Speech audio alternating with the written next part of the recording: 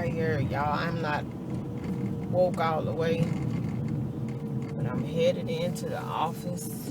I figured I'd talk to y'all on my drive. I gotta make sure I get some gas on the way home so that I don't have to go to the gas station too often. What I try to do is put, if it's not all the way full, just about full, and then that way I can go drive in a couple days, or I'll be able to make a couple trips to the office without having to gas up again. But my hair is still in a pony, and I'll be freshening it up when I get to work. I kind of, it's like I hear a train or something. I don't know what that is. But anyway, yeah, I was listening to the radio, so I turned the radio off. But we gonna see what this traffic look like. I was really wanting to get out 15 minutes, an extra 15 minutes earlier, because the traffic has been so bad, but I'm hoping that it's not too bad this morning. I wasn't able to leave 15 minutes earlier than I normally do because I laid down and forgot to change my alarm, so I wind up getting up at the same time that I normally get up. So I have to make sure that I change my alarm 15 minutes so that I can get up 15 minutes earlier, so I can get out 15 minutes earlier. Because I don't like getting to work when I'm supposed to be, when I'm actually supposed to be working. I like to get there beforehand, get all my little neat things out of the way, and then that way, when time comes for me to actually start working, I'm already working. I don't know, is anybody like that? You hate to be late? I hate to be late. It rubs me raw. I don't like being late nowhere. If you like that, leave me a comment letting me know. Leave me a comment below, because I know I'm anal to a fault about a lot of things, and being late is one of them. And I get a really, really bad attitude if I'm late because of somebody else. If I'm late because of me, I'm just upset. But if I'm late because somebody made me late, oh man, it is not a good situation at all. Come on.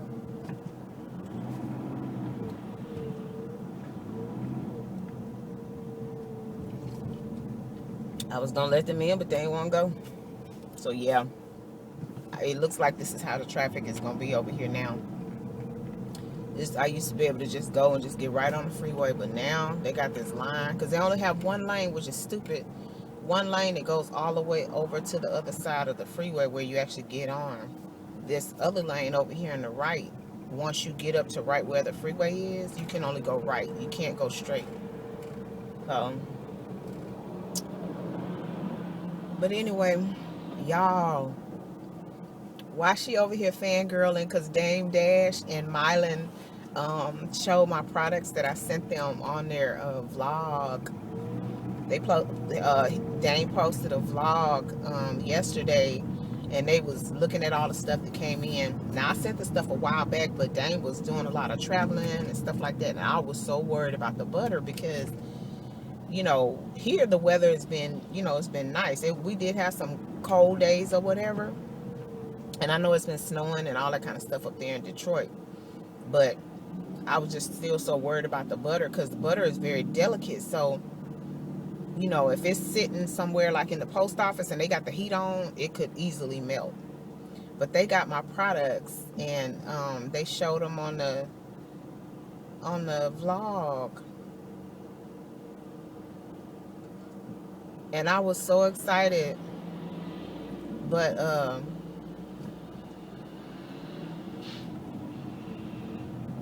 I was so excited. This traffic is crazy. They gonna have an accident. Ooh. I was so excited. And I saw you took the piece, smiling.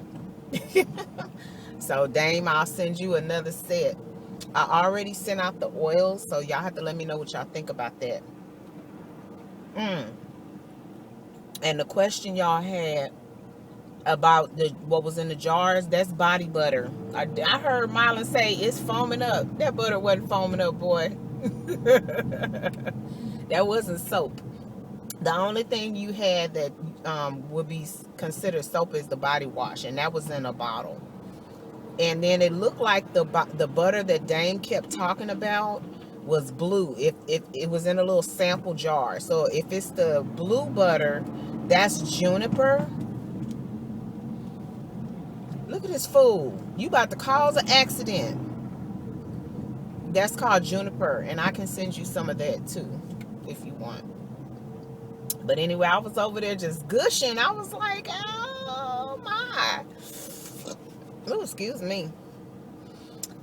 But yeah, thank you so much. I appreciate it. You know, I just wanted to do something because I know you've been having a hard time, you know, dealing with some stuff. And, you know, I just really want to do something nice for you. So, that's really what that was all about. And I'm glad, you know, you like the products and stuff. So, y'all, I'm about to get on this freeway. I finally made it over to the other side.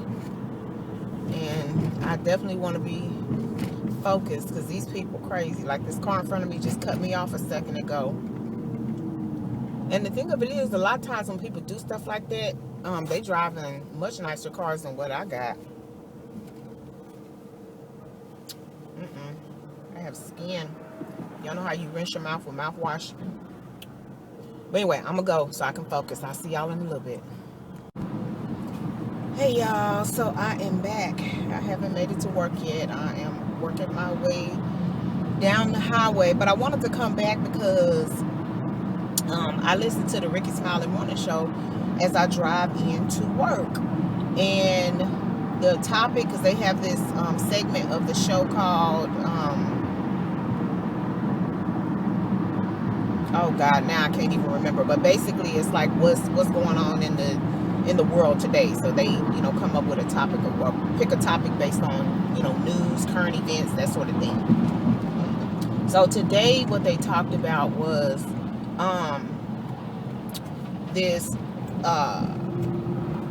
these two kids. One, they were in ROTC. They were in a classroom. Teacher left the classroom, and supposedly the black student brought a noose, and the white student was pretending to hang him.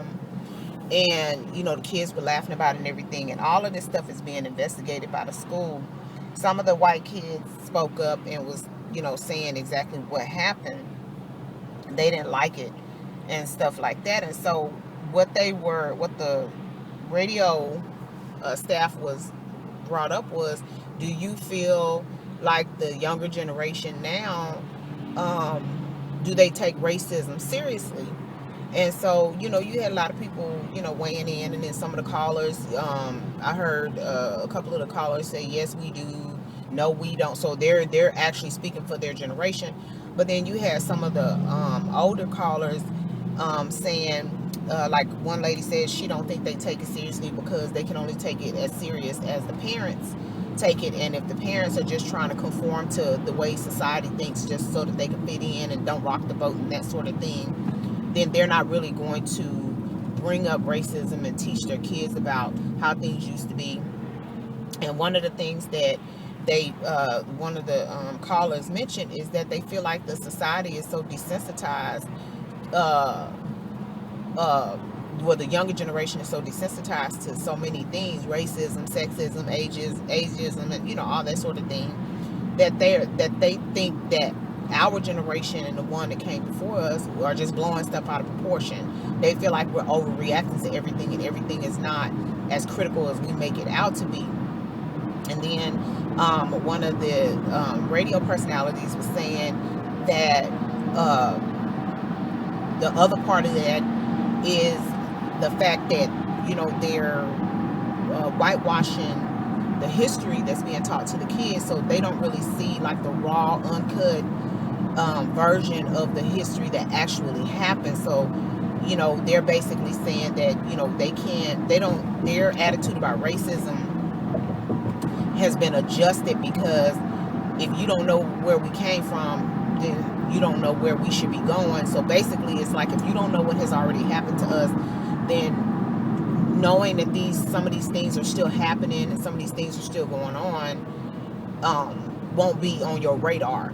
And so I guess I'm curious to know, what y'all think. If y'all think, because I have millennials, and so my kids talk to me all the time about different stuff. They talk to me all the time about like their opinion. So say for example, when all this stuff came up with the vaccine, my kids were very vocal. They were very freely expressing their opinions about, the whole vaccine and the stuff that was happening with the pandemic and all that kind of stuff. So they're not shy about expressing how they feel. The other part about that, the millennials and things like that, the beef that I have is that a lot of the millennials, and I'm not saying all of the millennials, but a lot of the millennials that I have encountered, they feel entitled. It's like they don't feel like they have to work as hard as we do or we did to get the things that we have. They feel like, it shouldn't take all of that. My whole thing is it does take all of that. It takes all of that to survive. But in living this life, you're going to encounter different situations, and you can't be so laid back about everything, especially if it's a situation where somebody is, disrespecting you, whether it's behind your race, your gender, whatever the situation is. And so I kind of agree to a certain extent, because I really, my kids learned about racism, but I'm going to be honest with you, my kids have taught me a lot about a lot of things, because times have changed from when I was in school, and yeah, I had white friends and stuff like that, but again, I feel like I kind of led a sheltered life to a certain degree, because I grew up at a time and in a particular area where we had a lot of different races represented in our class, but everybody was cool with everybody, and I didn't experience like racism. I didn't experience gang violence. I didn't experience drugs. I was born in Oakland, California, but I left there.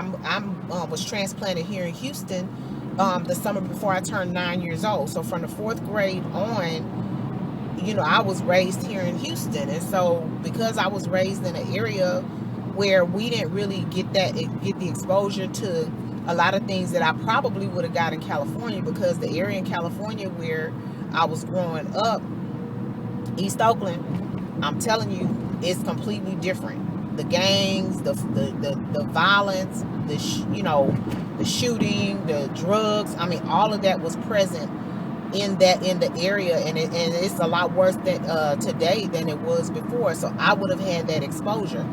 So I taught my husband, and my husband didn't grow up like that either. So we are two people who didn't grow up with the exposure of somebody doing or saying something that could be considered racist. I didn't experience my first encounter with racism didn't happen until I was a full-blown adult. I mean, I hadn't had my kids and everything. And the weird thing is, it wasn't blatant. It was kind of on the low, but I was smart enough to detect it and make a comment about it, but things didn't get blown out of proportion. The person had to take ownership of what they were doing, and I just didn't mess with them no more. It wasn't anybody like in a position of power or anything like that. It was somebody that one of my coworkers. So, I don't feel like I had the wherewithal to really teach my kids about racism, because that's just like a person who's never been married.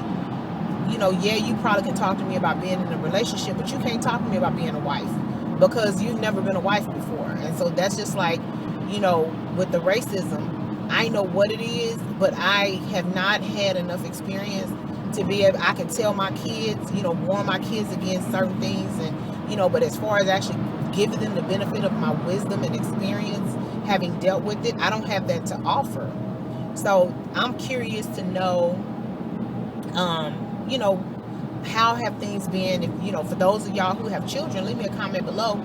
Those of y'all who have children, like, what has been your experience with racism? Or if you have never experienced racism, but you've experienced sexism, you know, you've experienced, because there is a lot of people don't realize there's a such thing as ageism. And I learned that when I was studying psychology, because some people are prejudiced against old people.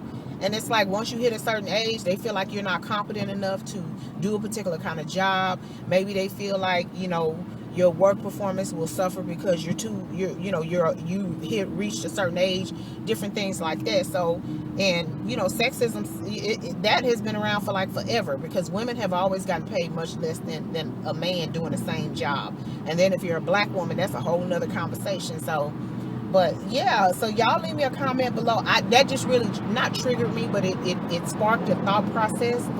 And I've always known that that's not really a conversation I can have with my kids. That's just like with the whole drugs and stuff. Let me tell you something. My kids have really opened my mind and my understanding about narcotics and you know, street drugs and different things like that, because they have said things to me and I'm looking at them like, the heck is that? You know, they had to really explain to me certain things, because outside of marijuana, I knew what marijuana was or what it is. I've even heard you from the movies. You learn about PCP and what they call it, PCP and oh, I can't think of the other one. But anyway, you know, you learn the date rape drug, speed, and I don't know if some of these are the same thing, but you hear these terms from like watching the movies and stuff, because you know, that's kind of where you got your education if you didn't grow up learning about that sort of thing. But marijuana, I've always known about that, because I knew people back in the day that smoked marijuana, but marijuana wasn't really nothing, and they think that it's nothing now. But man, it's just a lot of like different stuff. Because I remember back in the day, I had heard, and this is, you know, not stuff that was going on in that I heard that was going on in Texas. This is stuff that I had heard about, like from my family members that was still in California. Like they was lacing joints with battery acid and, you know, different stuff like that, causing people to go crazy. And what's that one they say make you jump off of buildings? It's not, I don't think it's PCP. I think it's called something else. But anyway, yes, I've heard about stuff like that, you know, from relatives and stuff that was still living in California. But I still couldn't process everything that they were saying, because I wasn't exposed to that.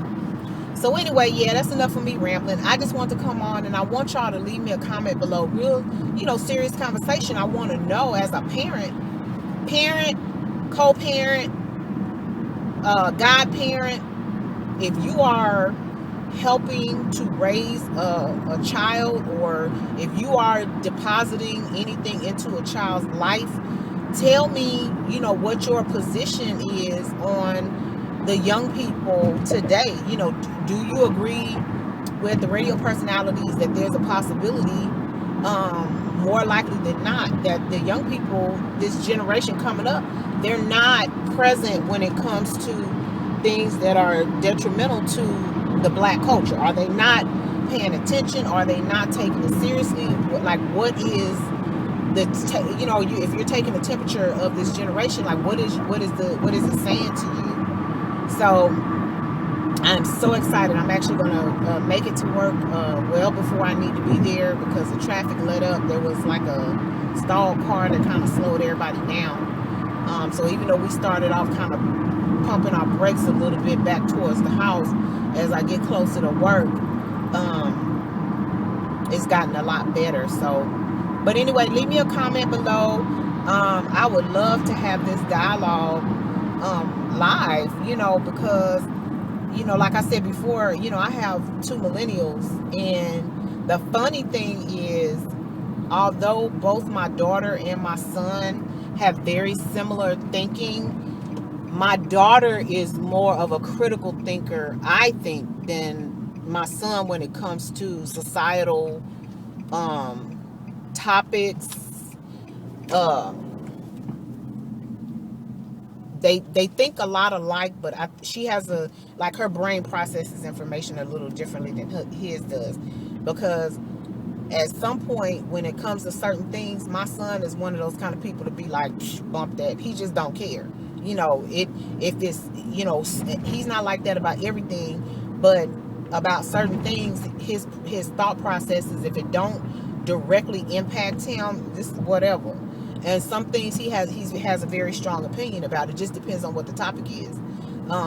Even my daughter, even if things don't directly impact her, she still has an opinion about it. And her conversation is very focused. Like she digs deep. She's a very very serious critical thinker, and I love that about her personality, because she'll be bringing up some stuff and I'll be like, dang, woo, if I was on the other side of that would have hurt. Get off my toes.